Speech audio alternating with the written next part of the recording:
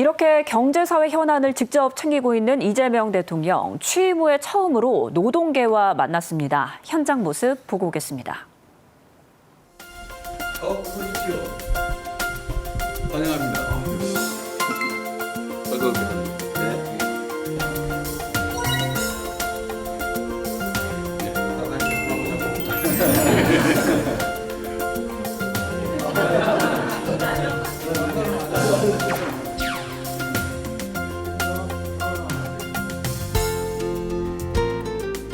저는 기업인들한테 가면은 친노동이라고 욕먹고 노동자들이 보면 요새는 어떨지 모르겠는데 혹시 기업편 너무 많이 드는 거 아니야? 뭐 이런 생각. 옛날에는 노동자 편인 것 같은데 요새는 아닌 것 같아. 뭐 이런 생각 할지도 모르겠어요. 근데 제가 편이 어디 있습니까? 모두 잘 되게. 노사 간 자율협약을 통해서 즉시 주 4.5일제 시행이 가능한 것에 대해서는 정부가 나서서 최대한 권장하고 독려하는 역할을 해 주셔야 할 것 같습니다.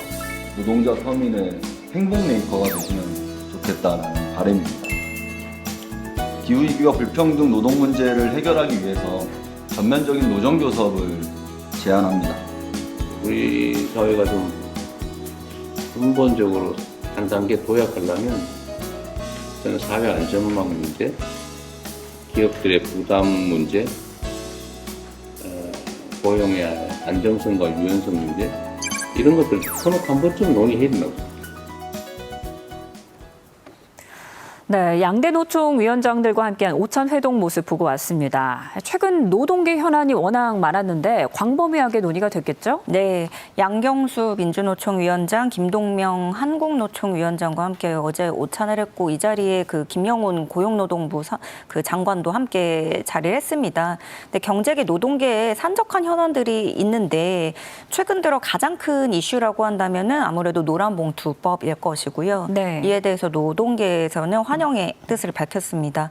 또 정부가 힘을 쏟고 있는 그런 산업재해 근절 대책도 있고 임금 체불 해소 방안 이렇게 노동계 현안들이 광범위하게 논의된 자리였는데요.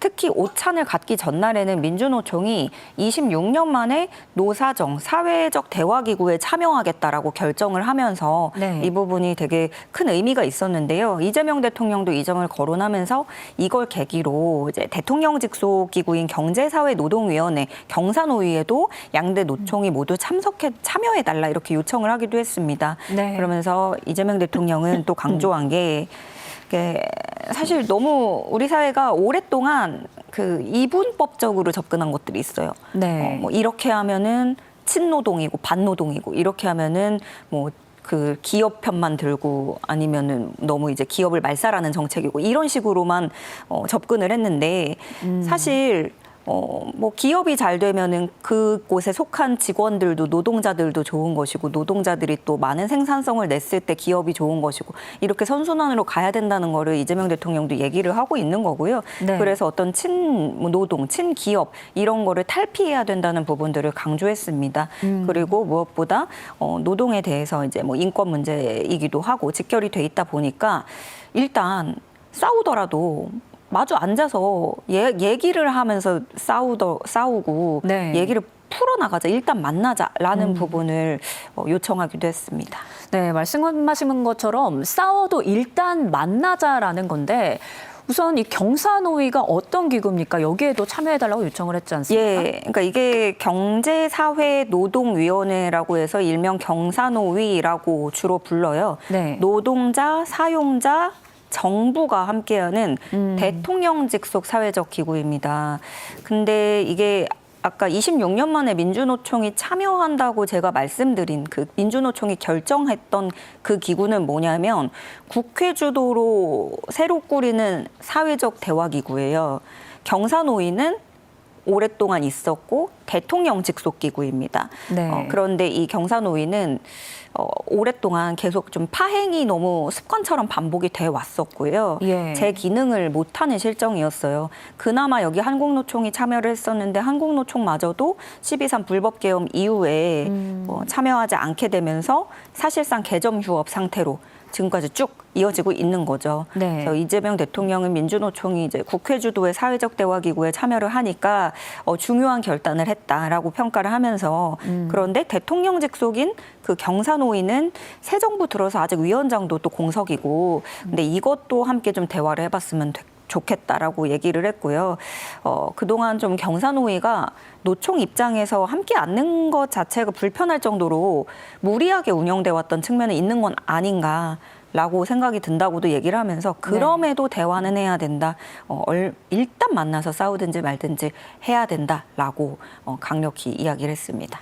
네, 노동계가 요청한 건 이렇습니다. 정년 연장 그리고 주 4.5일제 도입 여기에 지속적인 관심 그리고 앞으로도 지원을 해달라 이런 걸 요청했는데 앞으로 이건 어떤 식으로 진행이 될까요? 그러니까 그 노동혁신도 그렇고 이제 어떤 인구적 측면에서도 정년 연장이라든가 주 4.5일제 논의는 피할 수 없는 주제가 됐어요. 네. 특히 어떤 경제 주체에서 한쪽이 빠지면은 이 내용 자체를 다루기 어려운 만큼 민주노총이 이렇게 사회적 대화에 참여하는 것도 중요한 시작이 될 텐데요.